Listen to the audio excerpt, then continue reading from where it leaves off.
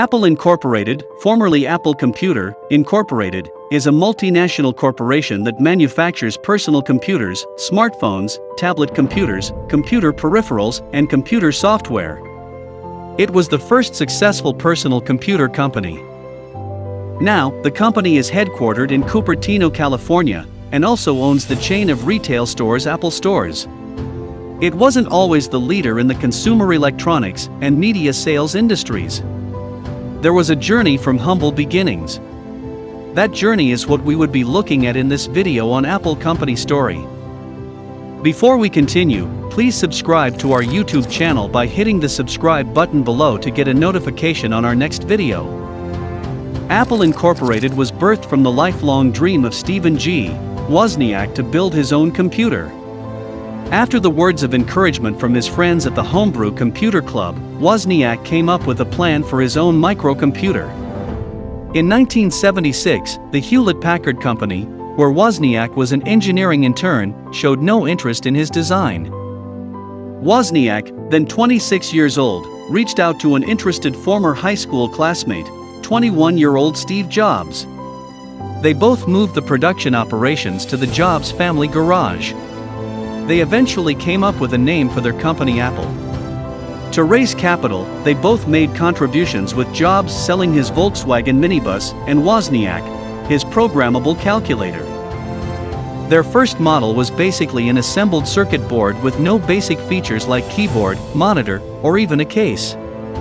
For the 1977 model, Jobs insisted that the version should be a standalone machine in a custom-molded plastic case, unlike the forbidding steel boxes of other early machines. This model Apple II also offered a color display and other features that made it the most appealing microcomputer at the time. Jobs understood early enough that in order for the company to grow, it would require professional management and substantial funding. So, he convinced Regis McKenna, a well-known public relations specialist for the semiconductor industry, to represent the company. He was also able to bag an investment from Michael Markkula, a wealthy veteran of the Intel Corporation. Michael Markkula was an angel investor who later became Apple's largest shareholder and an influential member of Apple's board of directors. Shortly after, the company became successful, principally after Wozniak invented a disk controller, the Disk2 system, that was sold at $495. This device allowed the addition of a low-cost floppy disk drive to make information storage and retrieval fast and reliable. Since the Apple II offered room to store and manipulate data, most amateur programmers preferred it. In 1979, two Bostonians, Dan Brickkiln and Bob Frankston, introduced the first personal computer spreadsheet, VisiCalc. This would later go on to be known as a killer app.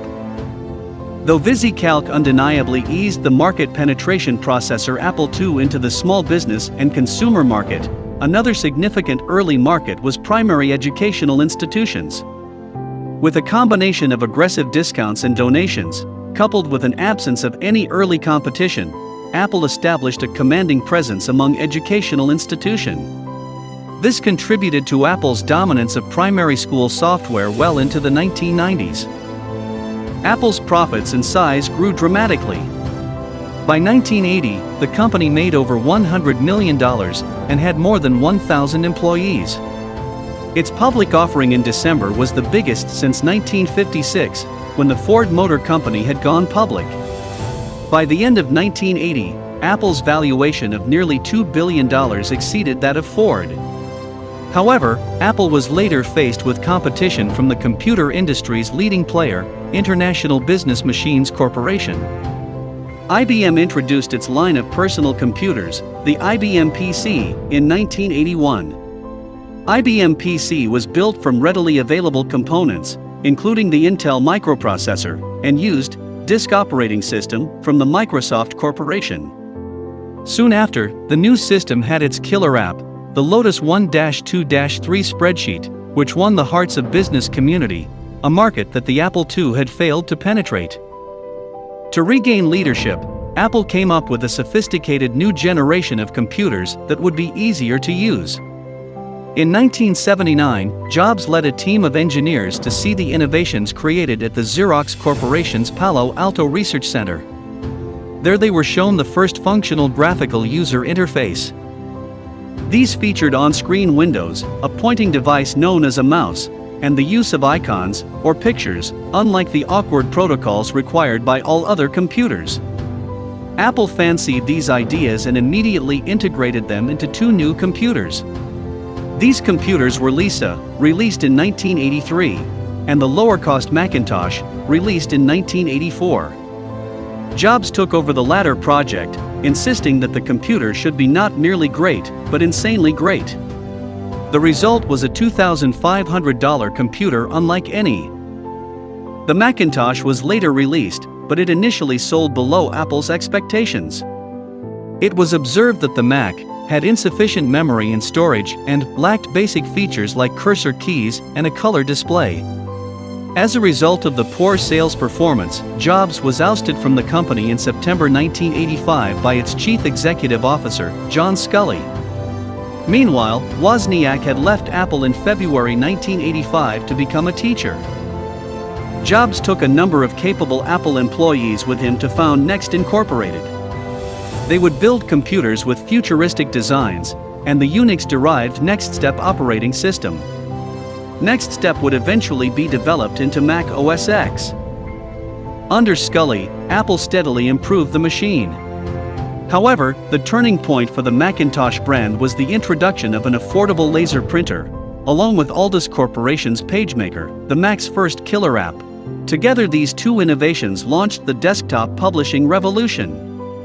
Because of these, small businesses and print shops could produce professional-looking brochures, pamphlets, and letters without having to resort to expensive lithographic processes. The graphic arts and publishing industries quickly became the Mac's most important market. Sculley was later replaced by Michael Spindler in 1993. During Spindler's regime as CEO, the Mac OS was successfully migrated to the PowerPC microprocessor.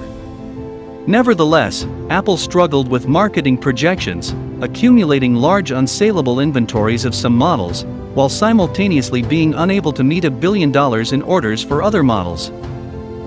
They also struggled with extreme quality control problems, particularly a defective line of monitors and some highly publicized combustible portable computers. All of these shortcomings brought an end to Spindler's reign in early 1996, with the appointment of Gilbert F. Amelio. By the time Apple decided to cut operating costs and re-established quality controls, only a small percentage of new computer buyers were choosing Macs over machines running Windows, and Apple's financial situation was awful. In December 1996, to secure a replacement for the Mac's aging operating system following the company's protracted inability to produce one internally, Apple purchased Next Software Incorporated, the company formed by Jobs after his departure in 1985. Jobs himself was retained as an advisor to the CEO, but he quickly became dissatisfied and sold all but one share of the Apple stock he had received in the next sale. When Apple's worldwide market share fell to roughly 3% under Amelio, the board of directors, in mid-1997, recruited a surprising temporary replacement, Jobs. Jobs immediately set out to revitalize the company he had co-founded. He quickly announced an alliance with one-time foe Microsoft. Before the introduction of the iMac in 1998, all Macs were built with a special read-only memory (ROM) chip that contained part of Apple's operating system and enabled the Mac OS to run only on specific machines. The new iMac with built-in high-speed networking capabilities was designed to revive Apple's consumer and educational market sales. The iMac soon became the all-time best-selling Mac and lifted Apple's US market share from a record low of 2.6% in December 1997 to roughly 13.5% in August 1998. Furthermore, Apple had a profitable fiscal year in 1998, its first since 1995. In 2001, Apple introduced iTunes, a computer program for playing music and for converting music to MP3 digital format commonly used in computers and other digital devices. That same year, Apple began selling the iPod, a portable MP3 player, which quickly dominated the market. Other models produced afterward featured larger storage capacities or smaller sizes, color screens, and video playback features. In April of 2003, Apple began selling downloadable copies of major record company songs in MP3 format over the internet. By 2006, more than 1 billion songs and videos had been sold through Apple's website. In 2007, Apple launched the touchscreen iPhone, a cellular telephone with capabilities for playing MP3s and videos and for accessing the internet. The first models were available only in conjunction with AT&T's wireless service. Also, they could not be used over the latest 3G wireless networks. Apple remedied the 3G challenge in 2008 with the release of the iPhone 3G, or iPhone 2.0, which also included support for the Global Positioning System, GPS. The new iPhone included features appreciated by business users. Just like the original iPhone, demand was very high, and the new iPhone 3G sold 1 million units in the first 3 days after its launch. That same year, Apple introduced the App Store, where iPhone users could buy applications. By June 19, 2009, Apple released the iPhone 3GS, which sold 1 million units in the first 3 days after its release. This caused the company's share of the smartphone market to reach about 20%. Other than the hardware changes such as a 3-megapixel digital camera that can record digital videos and an internal digital compass, the iPhone 3GS included a new operating system, the iPhone OS 3.0. The new system featured support for voice-activated controls and peer-to-peer play of electronic games with other iPhone users.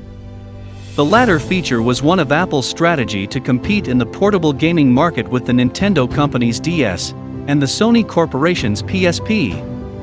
The iPhone could also be used for reading ebooks that could be purchased from the iTunes Store and Amazon.com. In 2010, Apple unveiled the iPad, a touchscreen device intermediate in size between a laptop computer and a smartphone with a display that measured 9.7 inches diagonally. It was about 0.5 inch thin and weighed 1.5 pounds. The iPad was operated with the same set of finger gestures that were used on the iPhone. And the touchscreen was capable of displaying high-definition video. The iPad also featured applications like iTunes and could run all applications that were available for the iPhone. As a result of the collaboration with 5 major publishers, Penguin, HarperCollins, Simon & Schuster, Macmillan, and Hachette, Apple developed for the iPad its own ebook application, iBooks, as well as an iBook store accessible through the internet. In 2011, Apple introduced iCloud, a cloud computing service in which a user's applications, photographs, documents, calendars, and recently purchased music would be stored and automatically updated in the user's other devices.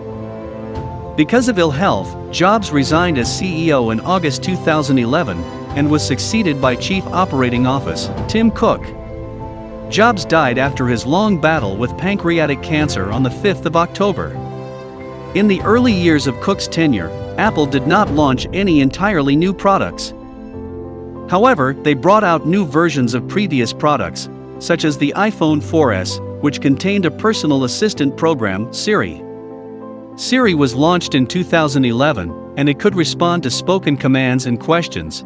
The iPad mini, a smaller version of the iPad, was released in 2012, and the iPad Pro, a large version of the iPad intended for business use, in 2015. In 2014, Apple made its largest acquisition by buying the headphone manufacturer and music streaming company, Beats, for $3 billion. In 2015, Apple introduced a smartwatch, known as the Apple Watch.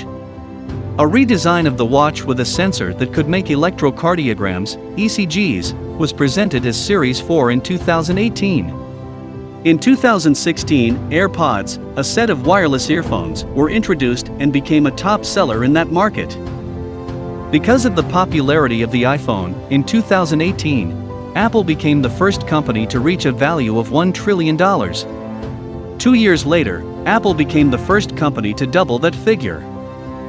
In 2020, Apple introduced its own microprocessor, the M1, for Macintosh computers, as they had previously used Intel chips. The M1 was one of the fastest microprocessors available and was designed to be fast even with less power than previous chips. In September of 2020, the iPhone 12, 12 Pro, and 12 Pro Max were introduced as the first iPhones to support 5G. In November of 2020, the first Macs with Apple Silicon were launched. The Mac Mini, MacBook Air and MacBook Pro all featured Apple's M1 chip that was based on the previous A14 Bionic chip. What do you think about the Apple company story? Which amazing product do you think will be released next? Thanks for watching this video. Please share your opinions in the comments section below, and remember to click the subscribe button to be the first person to watch new videos on this channel.